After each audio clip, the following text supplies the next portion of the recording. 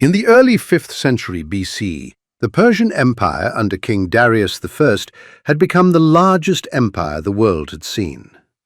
Greek city-states, fiercely independent polities like Athens and Sparta, dotted the western fringes of Asia Minor. Tensions flared when Persian-appointed tyrants and heavy tributes angered the Ionian Greeks. In 499 BC, the Ionian cities revolted. Athens and Eretria sent ships to burn Sardis, enraging Darius and lighting the fuse for a long struggle. The Persian response was swift and brutal, but the rebellion's legacy was important. It delayed Persia's attack and taught the Greeks that the invaders could be resisted. The war's causes lay partly in this Ionian uprising. Discontent boiled over when two rogue tyrants, Histiaeus and Aristagoras of Miletus, backed by Persian kings, attempted to seize Naxos but failed. Facing Persian reprisals, Aristagoras fled to the mainland, securing limited help from Athens and Eretria. The Ionians briefly tasted success, even burning Sardis, but by 494 BC, Persia crushed them at the naval battle of Lade. Still, the revolt's memory haunted the Persians. Darius vowed vengeance, resolving to punish Athens and her allies for meddling in Asia. Darius assembled a retaliatory expedition. Tens of thousands of Persian troops and a fleet crossed to Greece. In 490 BC, they landed on the plain of Marathon in Attica. The outnumbered Athenians, with a small Plataean force, gathered their hoplites on the hills. The brilliant Athenian general Miltiades the Younger urged striking at once to avoid encirclement. On a foggy September morning, the Greeks charged down the plain when they learned the Persian cavalry was absent. Miltiades had thinned his center and reinforced the wings, luring the Persians in and then enveloping them. The hoplites' long spears and heavy bronze armor prevailed. By dusk, the Persians were routed.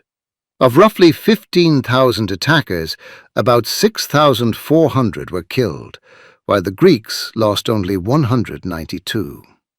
Spartan reinforcements finally arrived too late.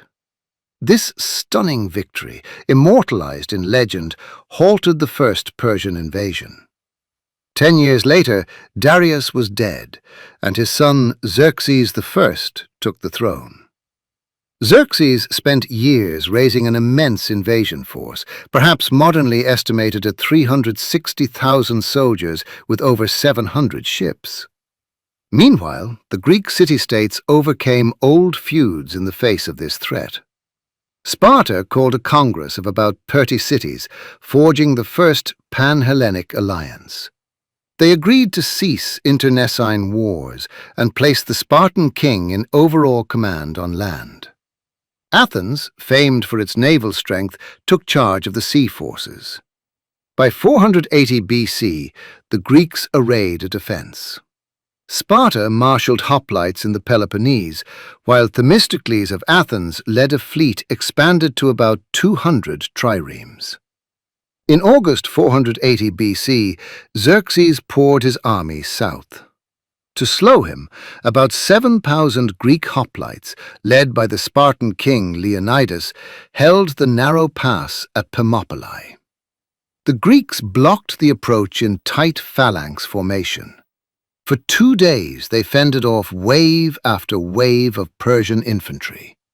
Then a local traitor, Ephialtes, showed the Persians a goat track round the flank.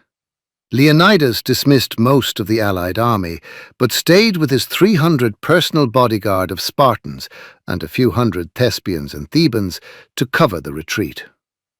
All of these brave soldiers were killed to the last man. The pass eventually fell, and the road to central Greece lay open, but not without cost. Persian casualties were said to be very heavy, and the Greeks bought time for southern city-states to mobilize. At sea, the simultaneous Battle of Artemisium was fought. The smaller Greek fleet skirmished with the Persians off northern Euboea, fighting to a bloody draw.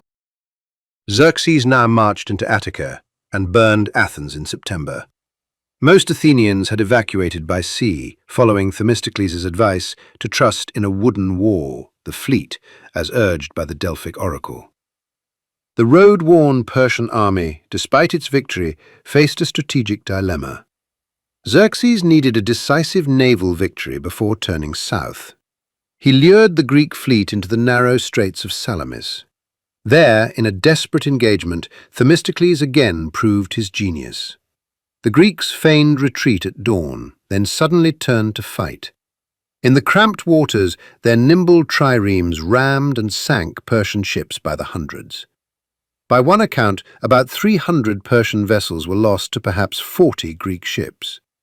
The once mighty Persian fleet broke and fled. With the sea routes cut, Xerxes abandoned his plans for the moment, withdrawing the bulk of his army to Asia. Left in Greece was Xerxes' general Mardonius, who wintered in Thessaly with an army. In the summer of 479 BC, he tempted the Greeks into a final confrontation at Plataea in Boeotia. The allied Greek army of Spartans, Athenians, and others, now about 40,000 strong, took position. Persian cavalry harassed their supplies, forcing the Greeks to reposition. The maneuver turned chaotic at dawn, and Mardonius seized the moment.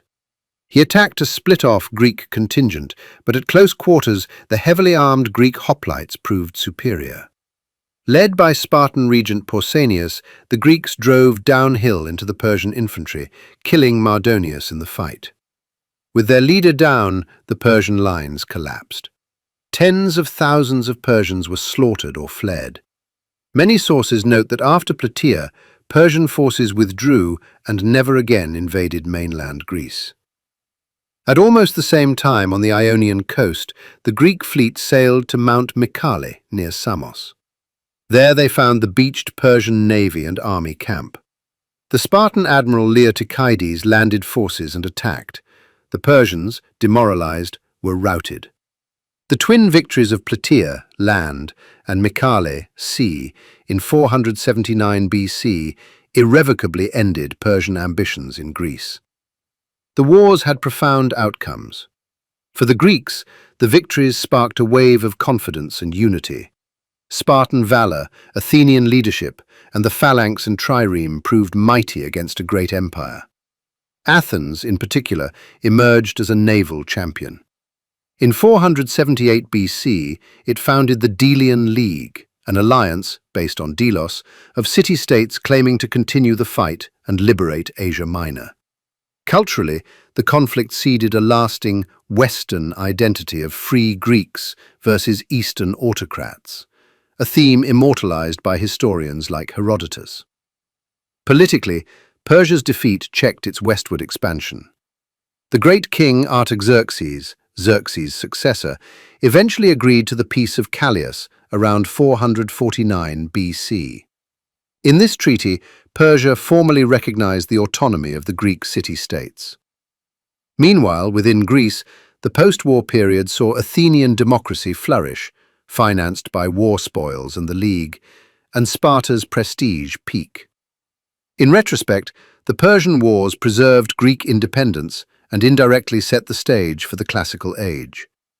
Without battles like Marathon and Salamis, history might have unfolded very differently.